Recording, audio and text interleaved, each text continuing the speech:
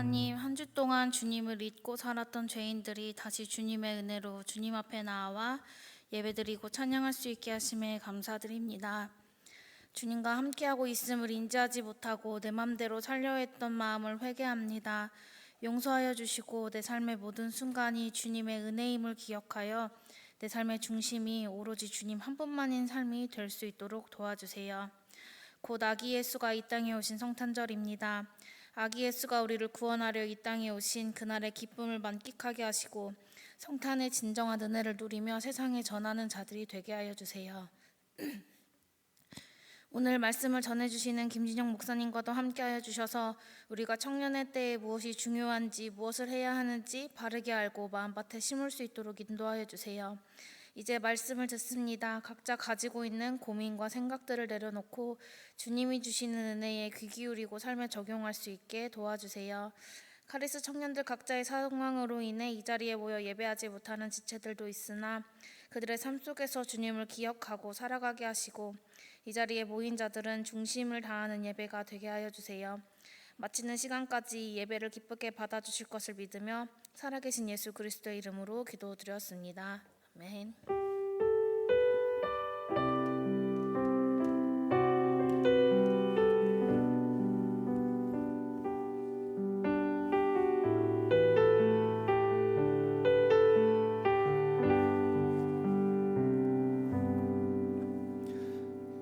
이 시간 함께 보실 하나님 말씀 요한복음 1장 9절부터 18절까지의 말씀입니다.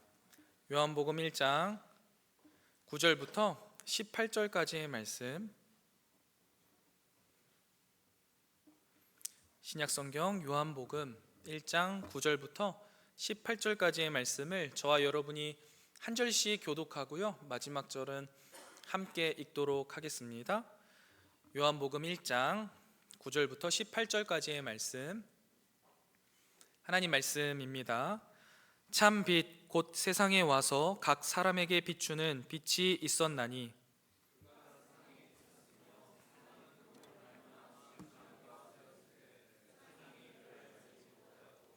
자기 땅에 오매 자기 백성이 영접하지 아니하였으나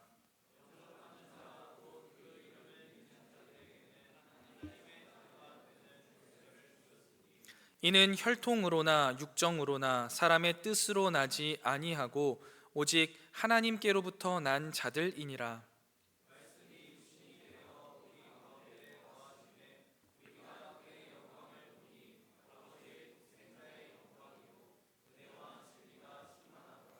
요한이 그에 대하여 증언하여 외쳐 이르되 내가 전에 말하기를 내 뒤에 오시는 이가 나보다 앞선 것은 나보다 먼저 계심이라 한 것이 이 사람을 가리킴이라 하니라.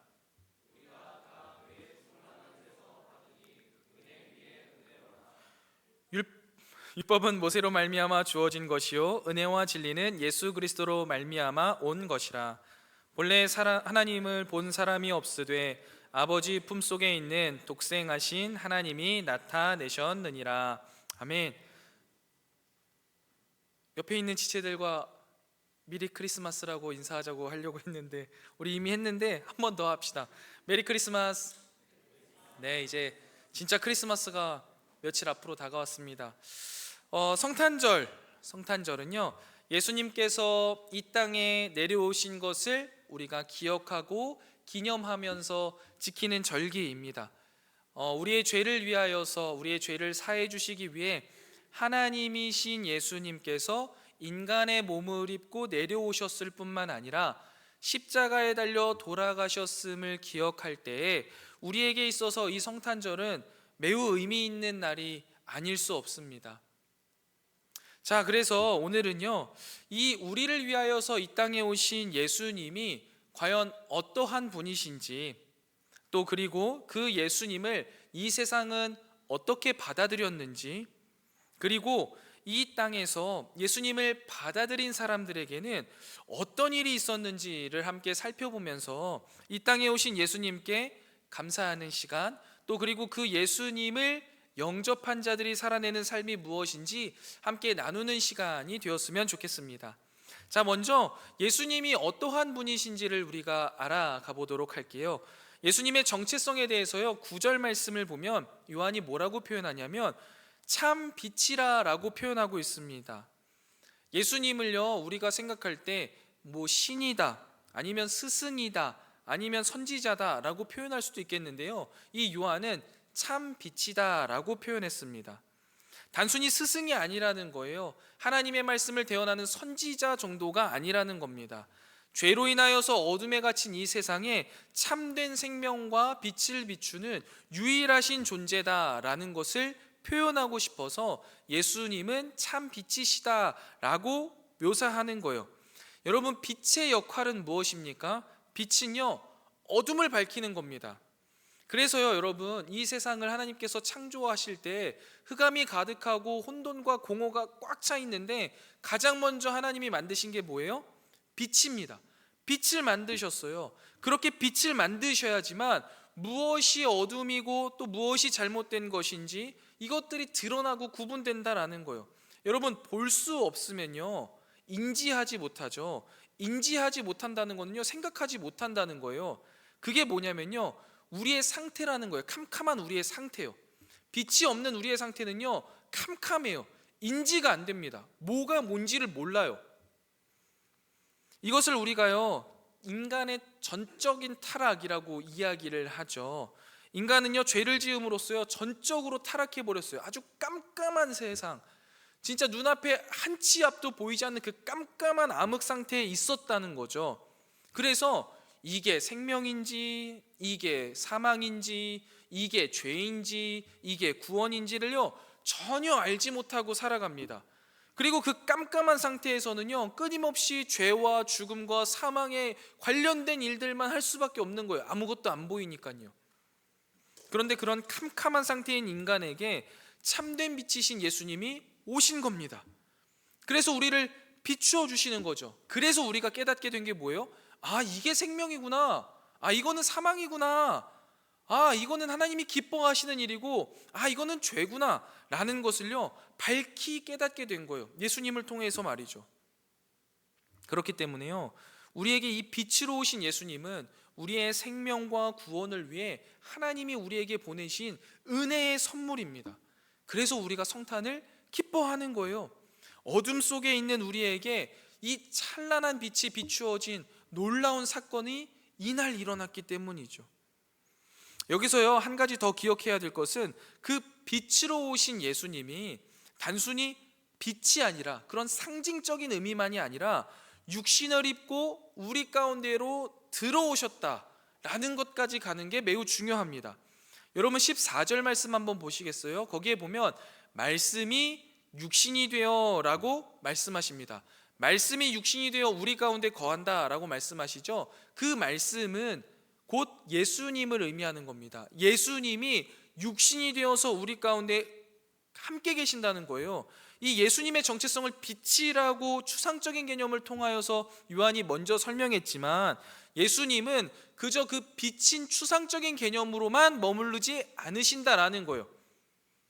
실제로 만져진다는 거죠. 근데 이거는 우리에게 더 중요한 의미는 아니고, 사실 더 중요한 의미는 이 말씀이 육신이 되었다라는 것은요, 예수님께서 우리 삶에 실존적으로 역사하신다는 거예요.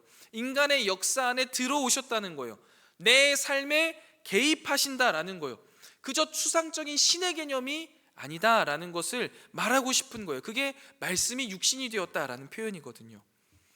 여러분, 그리스 로마 신화나 다른 여러 신화들을 보면요, 이 세상에서 말하는 신들은 어떤 존재냐면요, 인간과 구별되어서 다른 차원에서 인간들에게 이래라 저래라 하거나 인간들의 추앙이나 숭배를 받는 존재입니다. 그런데 그 많은 신들, 역사 가운데 수많은 신들이 생겼고 없어졌고 또 표현되고 하잖아요. 그런 신들 가운데요, 단 한 신도 그 신이 인간을 위해서 육신을 입고 내려와서 죽은 신이요, 단 한 신도 없다는 거예요. 근데 그게 오직 우리 예수 그리스도시다. 말씀이 육신이 되었다. 신이 인간의 몸을 입고 우리 가운데 내려왔다. 그래서 그 육신의 몸을 입고 빛의 역할을 감당하신다라는 것을요, 이 요한이 설명해 주고 싶은 거예요. 여러분, 이게 좀 이해가 잘 되실까요? 물론 다 이해할 수는 없겠지만 이게 굉장히 중요한 의미를 담고 있습니다. 예수님의 정체성은 빛이세요. 그래서 캄캄하고 칠흑 같은 우리에게 찾아오셔서 무엇이 생명인지 무엇이 구원인지를 밝히 알려주셨는데, 그것을 알려주시기 위해 상징적으로 있지 않으시고 몸을 입고 우리 가운데 내려오셨다, 역사에 개입하신다, 우리의 삶에 들어오셨다라는 것을 이 요한은 말하고 있는 거예요.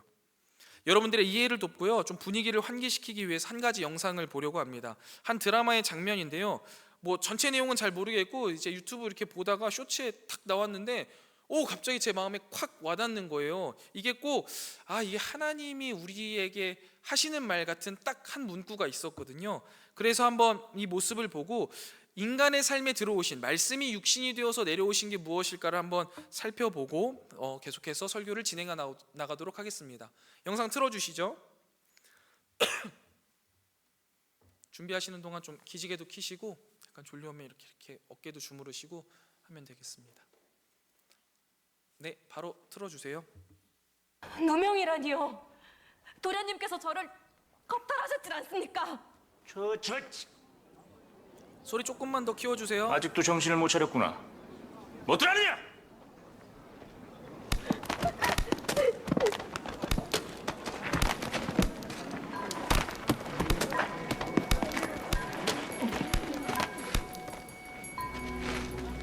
대체 이 무엇하는 짓입니까? 분명히 방자한 여종을 가르치는 중이니 상관 말고 가던 길이나 가시지요. 가던 길이나 가기엔 양쪽의 말이 너무 다른 것 같아서 말입니다.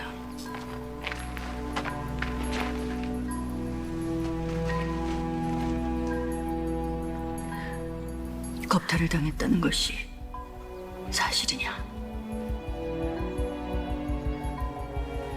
천연이 여기 계시다간 다치십니다. 전 괜찮으니 어서 가시지요. 나도 괜찮다.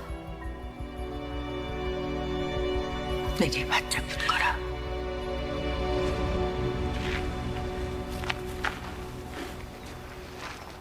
나으리께서 이 여인을 겁탈했다는 것이 사실입니까? 겁탈이라니요. 색을 밝히는 저 천한 것이 팔자 한번 고치려고 내게 꼬리를 친 것이요. 몸을 막 굴리는 계집이니 저 뱃속의 아이도 내가 아닐지도 모르지.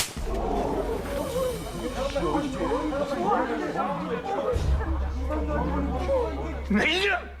내 몸에 손을 댔느냐! 그래, 되었다.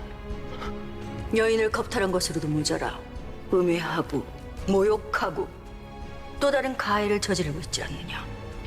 인연이 미쳤나? 뭐들 아느냐? 멈춰라! 좀 봐봐. 괜찮으시옵니까? 죽전 봐봐.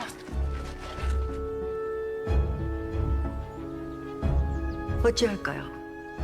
내 주상전하께 주청을 올려 제대로 한번 시시비비를 가려볼까요? 주청은 제가 졌습니다.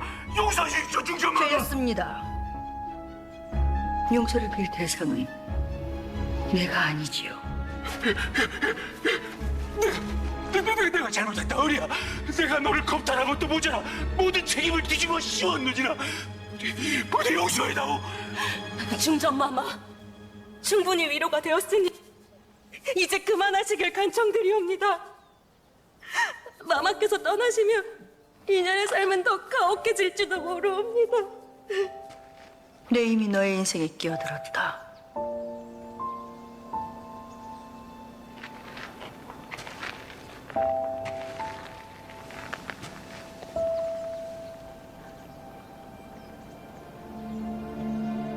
네, 여기까지입니다.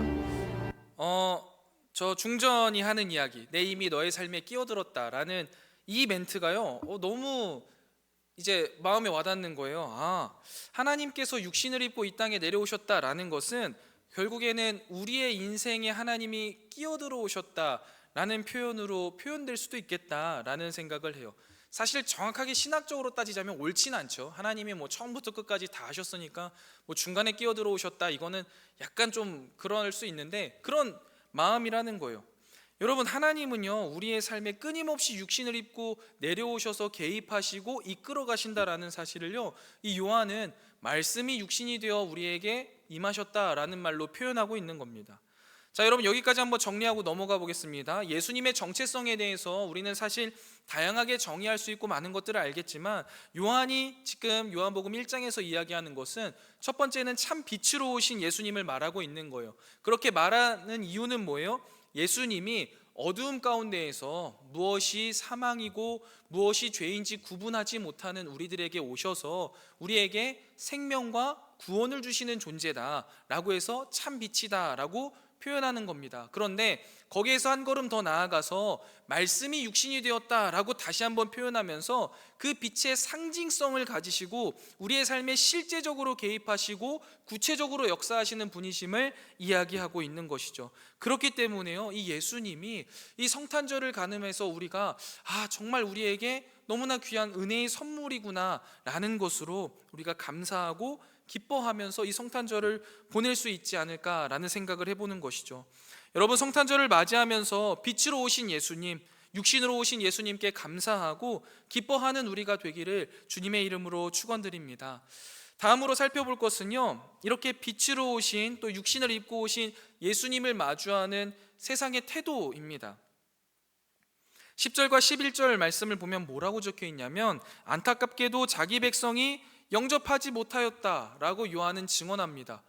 빛이신 예수님께서 육신을 입고 이 땅에 내려오셨는데요, 그 누구도 알아보지 못하는 거예요. 좀 전에 그 중전이 나왔는데 그 누구도 알아보지 못하죠. 그런 것과 비슷한 맥락인 것 같아요. 인간의 죄성과 영적인 무지를 보여주는 것이죠. 창조주께서 피조물 가운데 거하시지만 인간은요 그분을 몰라보고 그분을 거부하는 거예요.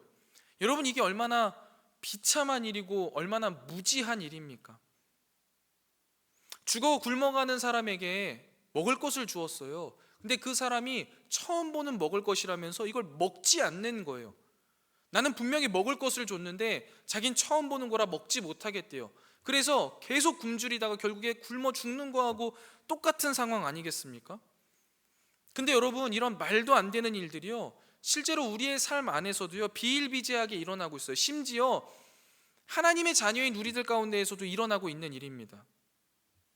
우리가 빛으로 오신 예수 그리스도를 선물로 받아요. 그 빛이 우리의 삶에 또 우리의 마음에 들어와서 우리의 삶을 비추고요 우리의 마음을 비춥니다. 그러면요 대번에 드러나는 게 뭐냐면 우리의 삶의 수치스러움과 우리의 마음의 수치스러움이 드러납니다. 왜냐하면 여러분 생각해 보세요. 캄캄한 곳에서 평생을 살았다니까요. 그 사람이 깨끗할 수 있겠습니까? 그 사람이 갖고 있는 무언가가 대단한 게 있을 수 있겠습니까? 그러지 못한 거예요. 그러니까 이게 수치스럽고 부끄러운 거예요. 내가 생각했던 것과 너무 다른 나의 모습, 나의 삶의 모습을 딱 보면은 너무나 수치스럽죠. 그러면 어떻게 해야 됩니까? 안에 이 수치를 가리워 주시고 죄를 사해 주실 예수 그리스도 앞에 나아가야 하는데 여러분 그게 잘 안 됩니다. 불을 끄라고 말하는 거예요. 아니면 빛이 오셨으니까 그 빛이 없는 어둠 가운데로 다시 찾아서 들어가 버립니다. 그게 좋다고 생각하면서 그것으로 만족한다고 생각하면서 살아가는 게 나에게 더 편하다라고 생각하는 거죠. 여러분 다 한 번씩 경험해 보셨잖아요. 캄캄한 곳에 있다가 불을 탁 켜면 눈이 부시고 눈이 아픕니다. 그래서 불을 끄고 싶어요. 눈을 감고 싶다고요. 그것과 비슷한 모습으로 우리의 삶에 그런 모습이 행동으로 드러납니다. 다양한 모습으로 나타날 수 있겠지만 그 중에 한 가지를 이야기해 보자면 이 빛이 우리 가운데 비추면요 사람은 이 영원이라는 것에 대한 자각이 생기기 시작합니다. 그래서 내 인생이 그저 8, 90 살다가 그냥 죽어버려서 흙에 돌아가는 인생이 아니겠구나라는 생각을 어렴풋하게 하게 돼요. 빛이 붙이면 어렴풋하게 깨닫는 거예요. 그런데 그것을 이제 생각하고 이게 끝이 아니겠네라는 것을 압니다. 그래서 분명히 이 영원이라는 것을 위해 내가 무엇인가를 해야 된다, 무엇인가 필요하다라는 것을 직감적으로 알아요, 인간은. 그래서 그걸 하기 위해 일단 막 돈도 쌓아보고 건강도 지켜보고 하는 거예요. 일단 죽지 않아 보려고. 그런데 여러분 그것에서 멈추는 거죠. 그 영원을 위해서 내가 무엇인가를 준비해야 되고 더 뭐 나은 것을 내가 해야 된다는 것이 나에게 부담스러워요. 그리고 지금 당장 내가 행복하고 웃을 수 있는 일에 내가 집중하면 영원이라는 것을 좀 잊을 수 있거든요. 그래서 지금 행복한 것을 찾아 살아갑니다. 그게 우리가 사실 실존적인 존재라서 그럴 수밖에 없다, 그게 한계다 이야기하지만 그게 바로 우리의 무지함이에요. 영적인 무지함과 무감각, 죄성이라는 거죠. 이게 예수님을 어렴풋하게 아는 대부분의 사람들의 모습입니다. 그래서 조금 이제 여기서 조금 나아지면 일주일에 한 번 교회 나오는 거예요. 나와서 앉아 있어 보는 거죠. 뭔가 좀 있는 것 같기도 하고 긴 것 같기도 하고 아닌 것 같기도 하고 막 여기서 이제 줄다리기를 좀 하다가 또 일주일간 가서 살아가는 거죠. 그냥 내가 살고 싶은 대로 또 살아내 보는 겁니다. 여기서 조금 더 나아가 볼까요, 여러분? 그럼 양상이 약간 바뀝니다. 그 양상이 뭐냐면요, 이제 우리가 뭔가를 해야겠다라는 생각을 좀 하게 되는 거예요. 그래서 예배도 막 더 열심히 나오고요, 말씀도 막 더 이제 읽어보려고 애를 씁니다. 기도의 자리도 막 나아가고요. 그렇게 해서 막 뭔가를 열심을 내서 해봐요. 그러면 여러분 놀랍게도 맞아요. 그러면 우리의 삶에 그 빛이 점점 더 많이 들어옵니다. 그래서 더 잘 보여요. 더 수치스럽고요, 더 바꿔야 될 게 참 많은 거예요. 여러분 혹시 집 정리 한번 해보셨어요? 늘 정리하고 사는 사람은요, 정리할 게 딱히 없거든요. 근데 1년에 한 번 정리해보세요. 그거 장난 아니에요. 감당할 수가 없다고요. 정리를 했는데 또 나오고 그런 상황이 우리 가운데 벌어져요. 그러면 어떻게 되냐, 열심히 신앙생활 하다가 갑자기 이제 뒤돌아서는 거예요. 이거 못 해먹겠다, 이거 이렇게 하는 거 너무 힘들다, 내가 어떻게 하냐, 이거 포기해버리는 거예요. 내가 더 이상 이제 그 빛으로 쏟아지는 나의 그 더러운 모습들, 수치를 고치기에는 너무 부담스러운 거죠. 그래서 더 죄를 짓지 않으려고 애를 쓰기보다는 그냥 타협해 버립니다. 그리고 거기까지의 선을 그어버리는 거죠. 여기까지만 말씀을 읽고 여기까지만 예배하고 요만큼만 기도하고 타협점을 이제 찾아가는 거예요.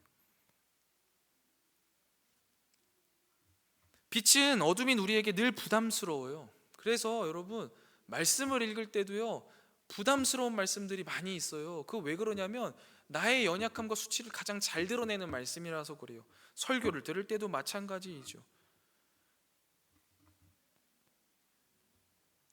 그래서 여러분 우리가 어떻게 해야 되냐, 계속 그렇게 포기하고 내려놓게 되는 우리의 모습을 우리가 너무나 잘 알고 있는데, 그럼 더 이상 우리가 빛으로 나아갈 수도 없고 빛으로 살아낼 수도 없는 것이냐? 그렇지 않죠. 사실 오늘 본문 처음부터요, 이 내재되어 있는 중요한 중심 주제가 있습니다. 그게 뭐냐면 그가 오셨다라는 거예요. 9절 말씀 우리 한번 같이 읽어보겠습니다. 요한복음 1장 9절 말씀 우리 함께 한 목소리 읽어보겠습니다. 시작. 참 빛 곧 세상에 와서 각 사람에게 비추는 빛이 있었나니. 아멘. 참 빛이요, 세상에 온 거예요. 불 좀 켜주세요, 불 좀 주세요, 이렇게 해서 불을 킨 게 아니고요, 불을 준 게 아니라고요. 그가 오신 거예요. 참 빛이신 그 예수님이 하나님이 보내주셔서 우리에게 오셨다라는 거예요. 그래서 우리가 그 빛을 받아들이고 영접하면 너무 좋겠지만 그렇지 않는다 할지라도요, 괜찮은 거죠. 왜요? 또 찾아올 거니까요. 계속해서 찾아올 거니까요. 너무 눈이 부셔서 불을 꺼달라고 요청하고 막 발버둥을 치고 그 빛을 피해서 막 어두운 곳으로 기어 들어가고 있어도요, 끝끝내 찾아오셔서 빛을 비추신다는 거예요. 내가 아무리 어둠 가운데 피한다고 할지라도, 내가 선을 긋고 그냥 종교 생활에 만족한다 할지라도, 내가 말씀을 읽지 않는다고 할지라도, 기도하지 않는다고 할지라도 우리는 결코 그 빛을 피할 수가 없는 겁니다. 여러분 잘 생각해 보세요. 하나님은요, 모든 것을 다 알고 계셨어요. 예수님이 거절당할 것도, 거절당하는 것에서 끝나지 않고 십자가에 매달려 돌아가실 것도 다 알고 계셨어요. 그런데 그 거절과 그 거절로 인한 그 결정판인 십자가 고난을 통해서요, 하나님은 무엇을 만들어내셨어요? 진정한 구원을 이루셨잖아요. 여러분, 우리는 이것을 하나님의 섭리라고 이야기합니다. 그리고 그 섭리가 여전히 이 시대를 살아가고 있는 우리들에게도 적용된다는 거죠. 우리가 빛을 피할 것도요, 하나님은 너무나 잘 알고 계셨습니다.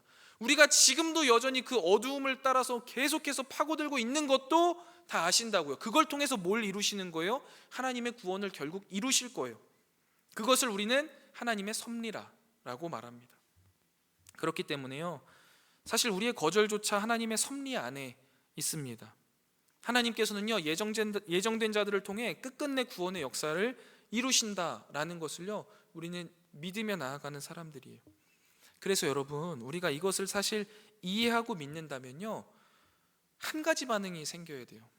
그것에 대한 설명이요, 12절부터 13절입니다. 우리 12절 13절 말씀 한번 같이 읽어보겠습니다. 1장 12절 13절 말씀입니다. 함께 읽겠습니다. 시작.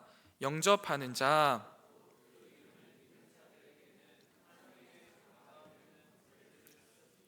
이는 혈통으로나 육정으로나 사람의 뜻으로 나지 아니하고. 아멘.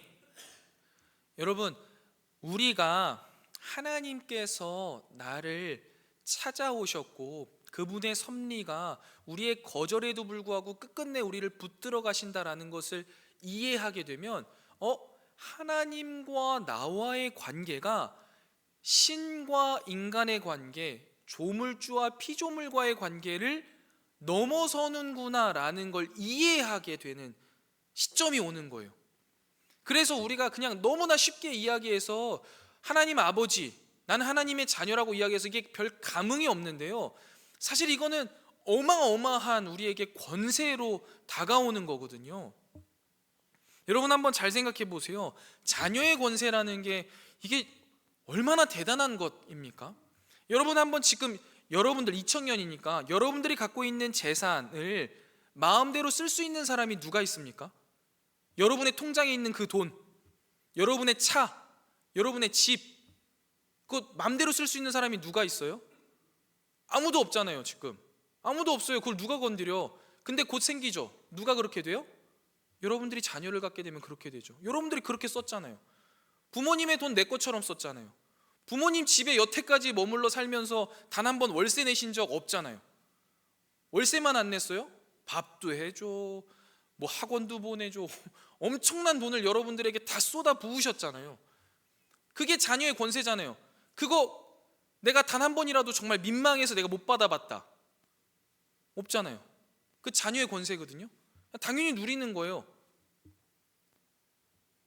이게 자녀의 권세인데요, 여러분, 하나님께서 우리에게 그 권세를 주셨다라는 거예요. 근데 여러분, 여기서 잘 이해하셔야 될 게 있습니다. 제가 이렇게 맥락을 따라서 이야기하니까, 대부분의 설교에서도 그렇게 이야기를 하니까 저조차도 좀 오해한 게 있어요. 맞아, 맞네, 우리가 하나님 자녀네, 야 이거 대박이다, 이제 끝났다, 하나님 등에 업고 못할 게 없구나, 하나님께 다 내 거고 내게 다 하나님 거니까 뭐 이거는 볼장 다 봤네, 이제 인생 화려해지겠네, 이런 생각을 하면서 사는데요, 이거 아닙니다. 여러분, 물론 맞는 말이거든요.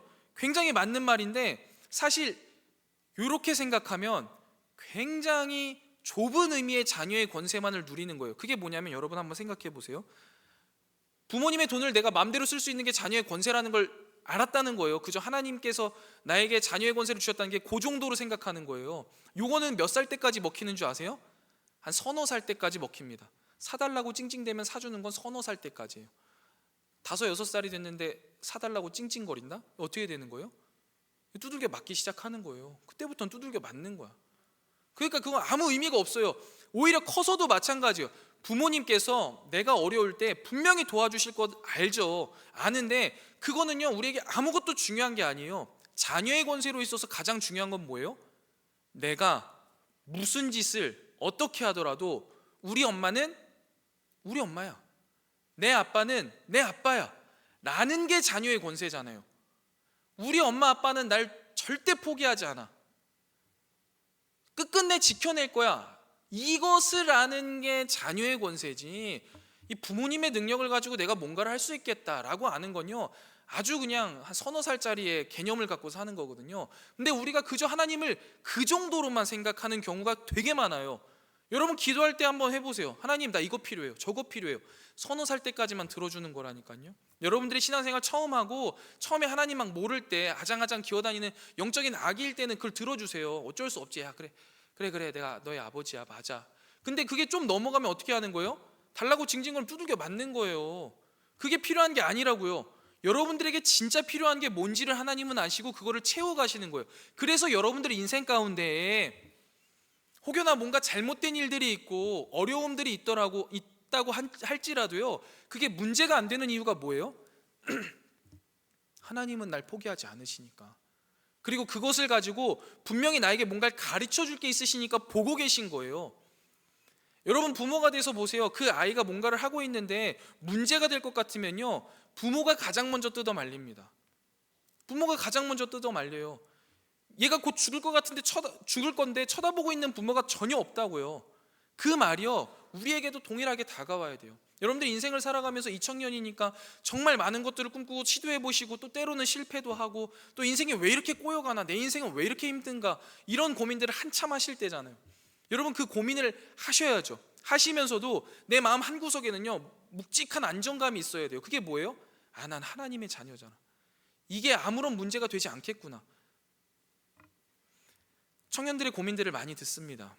내가 여태까지 뭐 이만큼을 쌓아왔는데 이게 뭐 다 날아갈 것 같아요.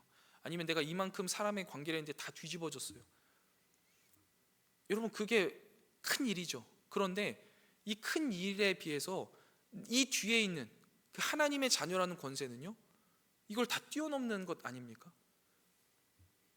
그게 다 뛰어넘는 거예요. 내가 하나님의 자녀의 권세라는 걸 딱 마음속에 갖고 있는 순간 내 삶의 어떠한 어려움과 내 상황의 그 참 힘들고 어려움들이 그렇게 큰 문제가 되지 않아요. 왜냐하면 이거 분명히 하나님이 알고 계시거든요. 우리 아버지가 보고 계시거든요. 그런데 이걸로 내가 뭔가 망가질 거다, 끝날 거다, 그렇지 않는 거죠. 그렇지 않아요. 이것을 아는 게 굉장히 중요해요. 여러분 이거를 잘 이해하고 있어야지만 우리가 하나님 앞에 나아가는 것도 좀 달라질 수 있어요. 우리 중고등 학생들, 특별히 이제 중학생들, 중2들 막 중2병 막 도지면은 부모님들에게 되게 차갑게 대하잖아요. 여러분들도 다 그러셨잖아요. 그거 지금 와서 돌이켜 보면은 후회스러운 일 아닙니까? 나만 후회하는 것뿐만 아니라 그 당시 나도 행복이 없었고 우리 부모님에게도 아픔만 드린 거잖아요. 그런데 물론 괜찮아요. 그런 단계를 거치긴 거쳐야 돼요. 근데 그렇다고 해서 또 우리에게 중요한 건 뭐예요? 그렇다고 해서 부모 자식 간의 관계가 바뀌지 않잖아요. 내가 그렇게 부모님 마음을 다 후벼 파주고 내 지금 여기서 호적 파고 나왔다 하시는 분 없잖아요. 하나님의 자녀가 가진 권세를 잘 이해하셨으면 좋겠습니다. 여러분 하나님이 우리의 아버지 되신다라는 것을 우리가 분명히 기억해야 하지만 우리가 인생을 살아가는 데 있어서요, 좀 여유 있게, 막 힘들고 어려운 건 분명히 많죠. 그러나 성경이 말하는 게 뭐예요? 넉넉히 이겨가는 삶을 살아갈 수 있는 거예요. 너무나 바쁘고 분주하게 살아가시죠. 그래야 되는 겁니다. 그러나 하나님의 자녀라는 정체성을 놓지 않으시고 그 가운데 하나님 자녀의 권세를 풍성하게 이해하면서 좀 행복하고 넉넉한 삶을 사셨으면 좋겠습니다.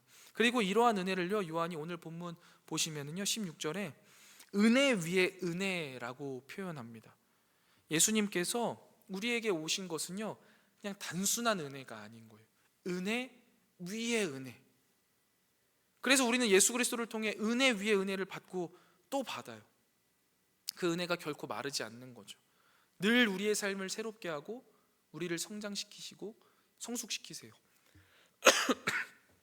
그리고 여러분 이 은혜가 바로 카리스입니다.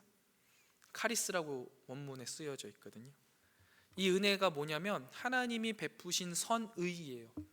근데 특별한 게 뭐냐면 하나님의 이익과 하나님의 유익과는 아무 관계도 없고 우리에게만 이익이 되는 것, 받을 만한 자격이 있어서 주신 것도 아니고 그것이 하나님에게 어떤 유익도 주지 않지만 우리에게는 유익이 되는 것, 그걸 우리가 은혜, 카리스라고 이야기하거든요. 우리는 이러한 은혜를 넘어선 은혜 위에 은혜를 받은 사람들이잖아요. 그렇기 때문에 여러분, 이 은혜 위에 은혜를 받은 자들은 어떻게 살아가는 거예요? 이 은혜 위에 은혜를요 흘려보낼 수밖에 없는 거예요. 은혜만 가득하도 흘러내리는데 은혜 위에 은혜를 얹어주셨잖아요. 나에게 충만한 은혜를 넘어서는 거예요. 그러한 은혜를 받았기 때문에 내가 이 은혜를 나누는 자로 살아가기를 원하게 된다라는 거죠. 여기까지 여러분 우리가 자라나야 돼요. 물론 뭐 자라나신 분들도 있으셔서 이렇게 귀하게 섬김을 하시기도 하겠고, 또 아직 자라나신 부분, 자라나지 못해서 나도 지금 받기 어렵다는 생각을 하실 수도 있는데, 그거는 깨닫고 누리기 나름입니다. 하나님은 이미 은혜 위에 은혜를 우리에게 주셨습니다. 그래서 이 은혜를 좀 나누셨으면 어떨까라는 조언을 좀 드리고 싶어요. 권면을 드리고 싶어요. 특별히 이번 성탄절에요, 이 은혜를 좀 나누어 주세요. 카리스니까 은혜를 좀 나누어 주시면 어떨까 하는 생각해요. 주변에 어려운 이웃들, 내 주변에 그 은혜를 누리지 못하는 사람들, 그 이웃들에게 좀 작은 것이라도 행동을 좀 실천해 보는 건 어떨까요? 좀 고독한 이웃들에게 안부를 묻기 위해서 좀 연락을 한다던가, 아니면 좀 소외된 이들에게 따뜻한 식사라도 한번 대접하거나, 은혜를 누리지 못해서 두려워하고 좌절하는 이들이 있다면 좀 찾아가서 따뜻하게 손 한번 잡아주고 위로해주고 격려해줄 수 있는 일들, 이런 작은 일들을 좀 우리가 성탄절을 맞이할 즈음에서 좀 행해 보시면 어떨까요? 뭐 멀리서 찾지 않으셔도 되겠죠. 우리 카리스 공동체 안에서도 분명히 있을 거고, 또 여러분들 직장 안에서도 분명히 있을 건데, 그 사람들을 향하여서 좀 작은 사랑의 마음, 이 은혜, 카리스를 좀 흘려보내는 우리 카리스가 되면 참 좋겠다, 의미 있는 성탄절이겠다라는 생각을 해봅니다. 말씀을 한번 정리해 보겠습니다. 애정하는 카리스 여러분, 성탄절을 맞이하면서 참 빛으로 오시고 육신으로 이 땅에 오신 예수님을 다시 한번 깊이 묵상하기를 원합니다. 우리는 그분을 영접해야겠죠. 영접하고 우리에게 주신 그 하나님 자녀로서의 권세를요 충만히 누리면서 살았으면 좋겠습니다. 내가 한 것이 하나도 없고, 또 앞으로도 내가 할 것은 단 하나도 없습니다. 그러나 하나님이 주신 그 은혜에 감사하면서 은혜 위에 은혜를 주셨기에 그 은혜를 나누고, 나의 아버지 되시는 하나님이 나를 끊임없이 성장시키시고 성숙시키시고 온전케 하실 것에 감사하고 기뻐하면서 이 사실을 또 다른 자녀, 하나님의 자녀들에게도 전하면서 그 은혜를 나누는 삶을 살아가는 우리 카리스 여러분들, 이름 그대로 카리스 여러분들 되시기를 주님의 이름으로 축원드립니다. 우리 시간 함께 찬양하고 기도하도록 하겠습니다. 우리 예수 우리들의 밝은 빛 함께 찬양 부르신 후에 우리 말씀을 생각하며 함께 기도의 자리로 나아가도록 하겠습니다.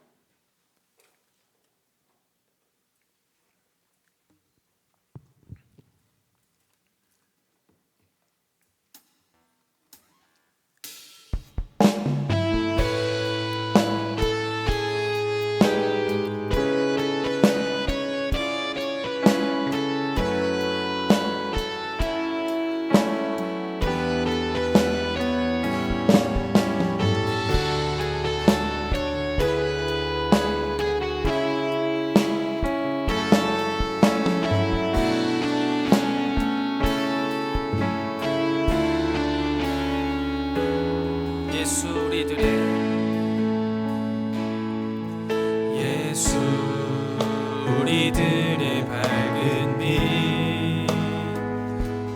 은혜와 긍휼을 베푸시는 주, 의의 길을 따라가는 주의 자녀들에게 항상 밝은 빛을 비추시네. 그는 구원의 주 하나님, 그는 구원의 주 하나님, 공의로 세상을 다스리시네. 주를 경외하는 자들에게 부어주시는 놀라운 주님의 영광,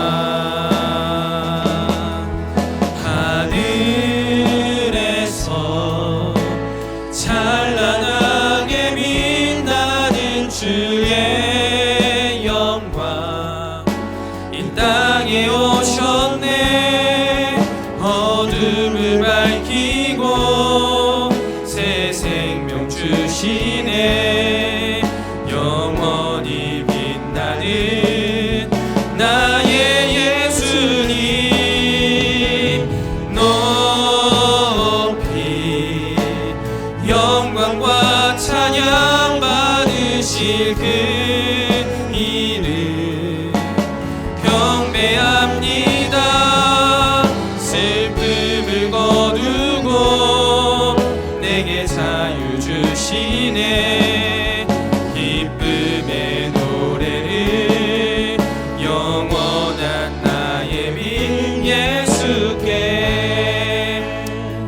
카리스 여러분, 우리 이 시간 함께 기도의 자리로 나아가기를 원합니다. 하나님께서는요, 우리에게 참 빛으로 찾아오셨습니다. 그러나 그것이 상징적인 게 아니라 우리의 삶에 실제로 내려오셔서 개입하시고 역사하십니다. 우리는 그것을 하나님의 섭리라고 믿습니다. 그리고 그 하나님의 섭리를 깨달은 우리들은 우리가 그저 신과 인간의 관계, 조물주와 피조물과의 관계를 뛰어넘은 하나님의 자녀가 되는 권세를 받았구나라는 것을 깨닫게 되는 것이죠. 그리고 그 하나님의 자녀의 권세로서 이 땅 가운데 하나님을 어떻게 하면 기쁘시게 할 수 있을까 고민하며 살아나게 되는 삶을 살게 됩니다. 애정하는 카리스 여러분, 하나님께서 예수님을 우리에게 그런 의미로 보내주셨고 우리가 하나님의 자녀가 되는 권세로서 살아내기를 원하신다는 것을 깨달으며 이 시간 하나님 앞에 잠잠히 기도하며 나아갔으면 좋겠습니다. 하나님의 자녀로서의 삶을 살아가는 우리가 되게 하여 주셔서 우리에게 부어주신 은혜 위에 은혜를 이 세상에 전하는 우리 카리스가 되게 해달라고 이 시간 한 목소리로 기도하며 주님 앞에 나아가겠습니다. 기도합니다. 하나님 아버지, 우리 이 시간 주님께서 우리에게 주신 말씀을 통해 다시 한번 예수 그리스도가 우리에게 어떤 의미가 있는지를 깨닫게 하시니 참 감사합니다. 성탄절을 맞이하여서 하나님께서 우리에게 보내주신 그 우리 구주 예수 그리스도가 우리에게 참 빛이 되시며 또한 그분이 육신을 입고 이 땅 가운데 내려와 우리의 삶의 매 순간 매분 매초 개입하고 계시고 역사하고 계신다는 그 하나님의 섭리를 우리가 이 시간 말씀을 통해 다시 한번 깨닫습니다. 주님 감사합니다. 그 하나님의 섭리로 인하여서 우리가 살아낼 수 있었고 여기까지 올 수 있었습니다. 우리가 한 것 하나 없었지만 아버지 하나님께서 우리를 거듭나게 하시고 예수 그리스도의 보혈의 공로로 말미암아 이곳까지 오게 하셨는데 주님, 우리가 그 하나님의 자녀에 된 권세를 우리가 깨닫고 살아내는데 아버지 하나님, 우리가 그 은혜 위에 은혜를 받은 자로서 그 은혜를 전하는 자 되게 하여 주시옵소서. 그렇게 살아가는 우리 카리스 공동체 되게 하여 주셔서 우리를 통하여서 이 세상 가운데 찬란한 하나님의 빛이 오롯이 드러날 수 있도록 주님 역사하여 주시고 일하여 주시옵소서. 아버지 하나님, 우리는 힘과 능력이 없음을 우리 스스로가 이제 너무나 많이 압니다. 너무나 잘 압니다. 그리고 내 삶에 있어서 유일한 희망이 되시는 것은 우리 아버지 되시는 그 하나님, 그 하나님이 나를 자녀 삼아 주셨다는 그 권세임을 깨닫고 우리의 삶의 어떠한 문제에서도 이것을 붙들고 주님 앞에 나아가는 우리 모든 카리스 공동체 다 될 수 있도록 주님 인도하여 주시옵소서.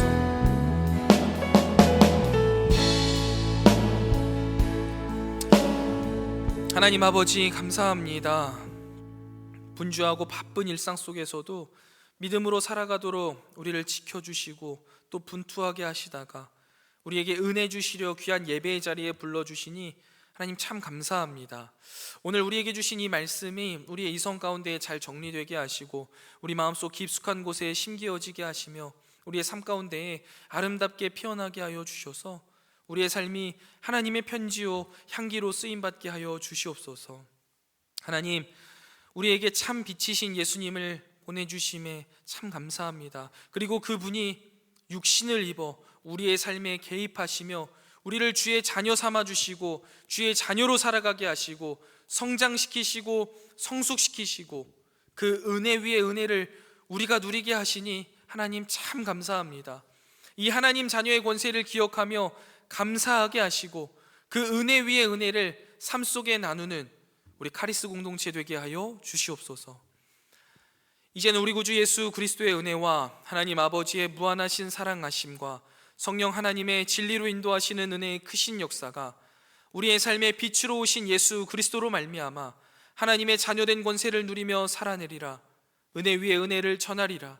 잔잔히 다짐하고 돌아가는 사랑하는 모든 주의 백성들 머리머리 위에 이제로부터 영원토록 함께 있을지어다. 아멘.